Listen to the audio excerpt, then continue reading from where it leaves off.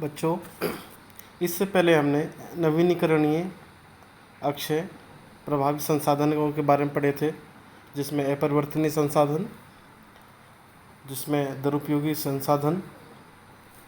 उसके बाद हमने वन संपदा के बारे में पढ़ा था, वनों का महत्व, वन नाशक अथवा वनोन्मूलन, लकड़ी कटाई, अंधाधुंध वृक्ष काटना, खनन, कीड़ों दिमक द्वारा बीमारी का प्रकोप, झूमिंग खेती, जल संसाधन के बारे में पढ़ा था।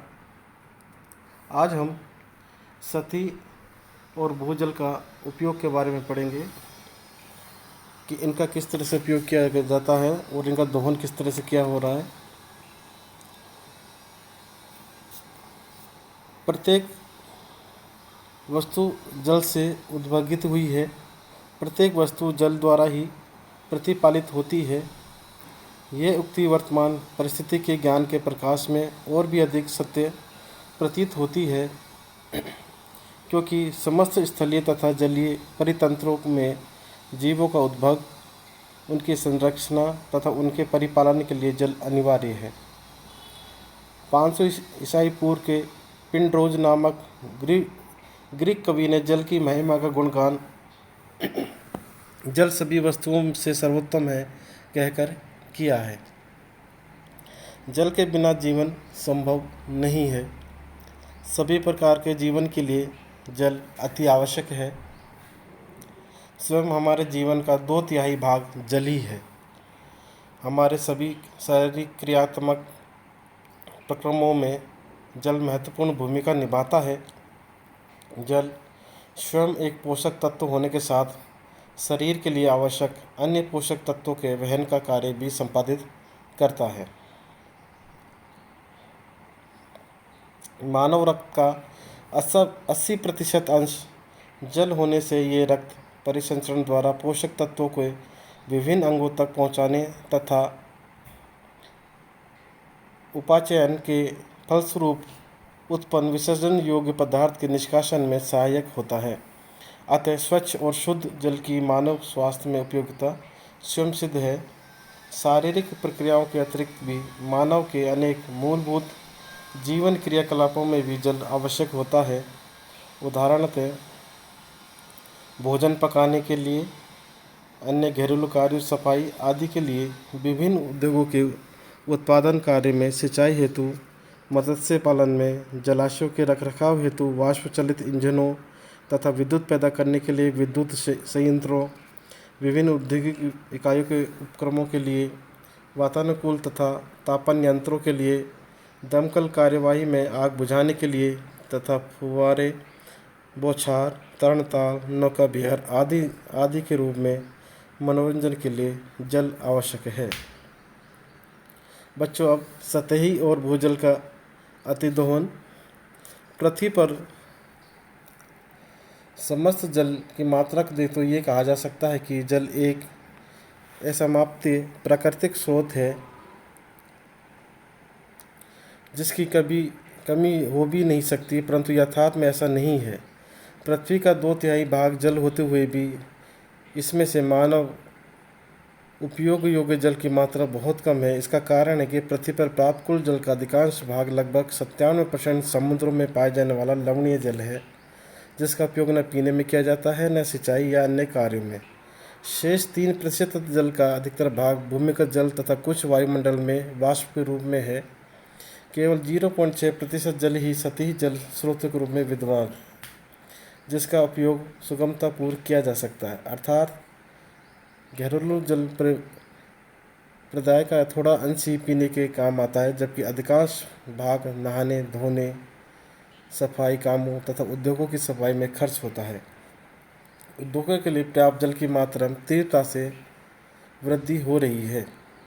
अगर हम एक सारणी की दृष्टि से देखें तो इसमें उपयोग के लिए घरेलू, औद्योगिक, सार्वजनिक, अग्निशमन, अन्य और आवश्यक जल की मात्रा में लीटर में प्रतिदिन और प्रति व्यक्ति में घरेलू के लिए 135 प्रति व्यक्ति प्रतिदिन लीटर, औद्योगिक इकाइयों के लिए 40 लीटर प्रति व्यक्ति प्रतिदिन, सार्वजनिक उपयोग के लिए 27 लीटर प्रति व्यक्ति प्रतिदिन, अग्निशमन के लिए 14 लीटर प्रति व्यक्ति प्रतिदिन और अन्य के लिए 54 लीटर प्रति व्यक्ति प्रतिदिन।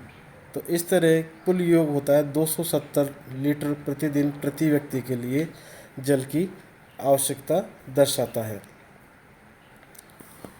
इसी प्रकार सारणी दूसरी में संसार की संभावित मांग दर्शाई गई है। इसमें उपयोग में लेने के लिए पहला में सिंचाई, दूसरा में घरेलू, तीसरा में औद्योगिक इकाइयाँ, चौथा अपशिष्ट पदार्थ का तनुकरण और पांचवा अन्य। अगली उसमें जल की आवश्यक मात्रा घन किलोमीटर्स में है। सिंचाई के लिए 7000, घरेलू के लिए 6000, औद्योगिक इकाई के लिए 1700, अपशिष्ट पदार्थों का तनुकरण के लिए 9000 और अन्य के लिए 4000। इस तरह 18700 घन किलोमीटर्स की जल की आवश्यकता होती है। व्यर्थ चले जाने वाले जल की मात्रा घन किलोमीटर्स में, सिंचाई में व्यर्थ में 4800, घरेलू के लिए 100, औद्योगिक इकाई को 170, अन्य के लिए 400। इस तरह से ये 5470 घन किलोमीटर व्यर्थ चले जाने वाले जल की मात्रा को दर्शाता है। उपयुक्त तालिका से स्पष्ट है कि विश्व में कुल जल की संभावित मांग 18,700 घन किलोमीटर की होगी, जिसमें से 5470 घन किलोमीटर जल की मात्रा व्यर्थ में ही चली जाती है। अब हमें जल के स्रोत कौन कौन से हैं? Sources of water.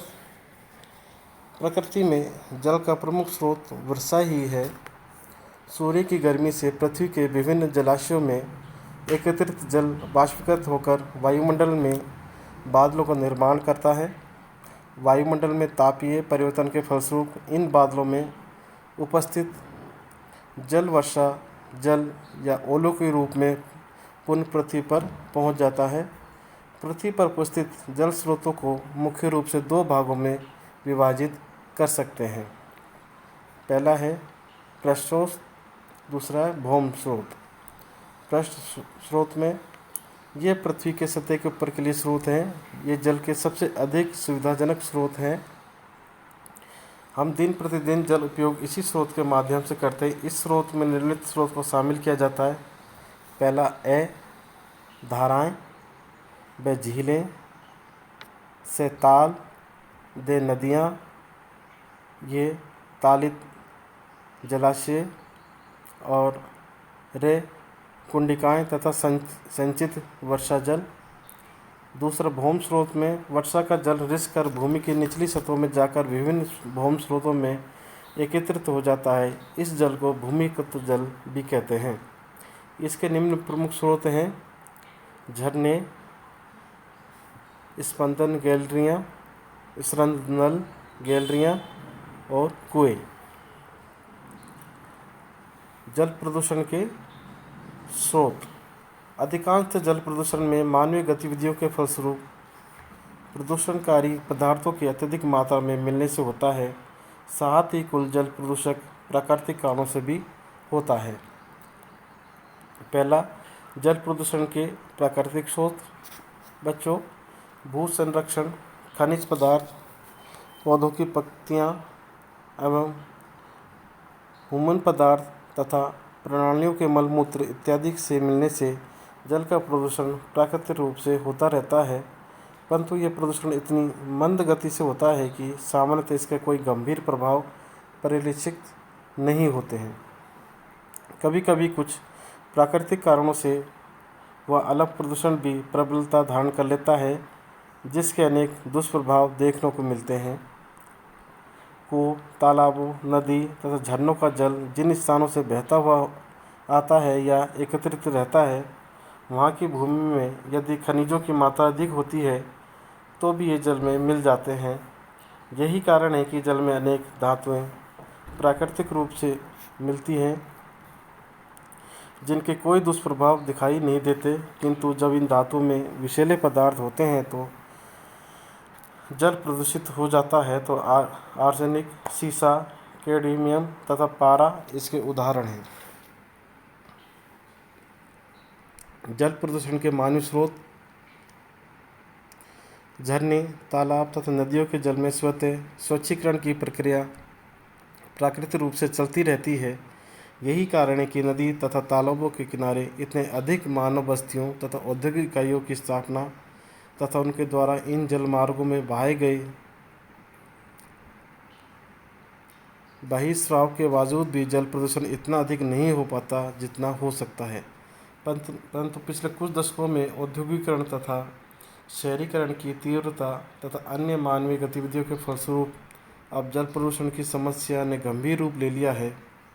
जल प्रदूषण मानव की विभिन्न गतिविधियों के फलस्वरूप जल में निम्नलिखित प्रकार के अपशिष्ट तथा अपशिष्टयुक्त बहिस्राव के मिलने से होता है। निम्नलिखित प्रकार के अपशिष्ट तथा अपशिष्ट के मिलने से निम्न स्रोत होते हैं। पहला, घरेलू बहिस्रोत, बाहित मल, औद्योगिक बहिस्राव, कृषि स्राव, तापीय प्रदूषण। छठा, रेल प्रदूषण। सातवां, रेडियो एक्टिव अपशिष्ट अपवाद।